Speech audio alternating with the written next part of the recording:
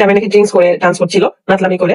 তো এই বিষয়টা ক্লিয়ার করি, আমার জামাই আজ পর্যন্ত কখনো পান, বিড়ি, সিগারেট এগুলো আসলে মুখে দেয় নাই, কোনোদিনও দেয় নাই। নেশা জাতীয় কোনো দ্রব্যই ও খায় না আসলে। তো এত ভালো একটা ছেলেকেও আপনারা আসলে ট্যাগ বসাইতে এক সেকেন্ডও ভাবেন না। ফারহানা বিথি এবং তার স্বামী রাত গিয়েছিল আখির মেয়ে রানিয়ার জন্মদিনে। এরপর সেখানে পার্টির ভিতরে কিন্তু বিথির স্বামী রাত ভাইয়া উড়াধরা ডান্স করে এবং সেই ডান্স নিয়ে এখন রীতিমতো টোলের শিকার হচ্ছে ফারহানা বিথি এবং রাত। অনেকেই বলছে ফারহানা বিথির জামাই রাত নাকি নেশা জাতীয় কিছু খেয়ে সেখানে ওড়াধরা নাচ দিয়েছে। এরকম নানা কটাক্ষের শিকার হতে হচ্ছে এখন বিথি এবং তার স্বামী রাতকে।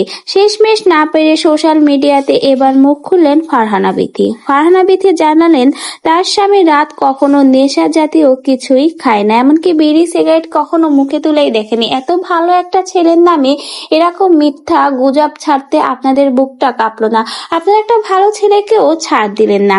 শেষমেশ কিন্তু এই কথাগুলো এবার ভিডিওর মাধ্যমে প্রকাশ করলো ফারহানা বিথি।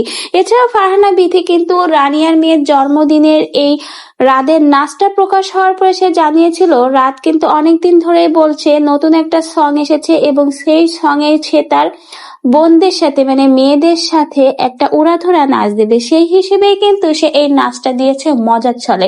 কিন্তু সেটা নিয়ে যে এভাবে সমালোচনা এবং টলের শিকার হবে সেটা কখনোই তারা ভাবতে পারেনি।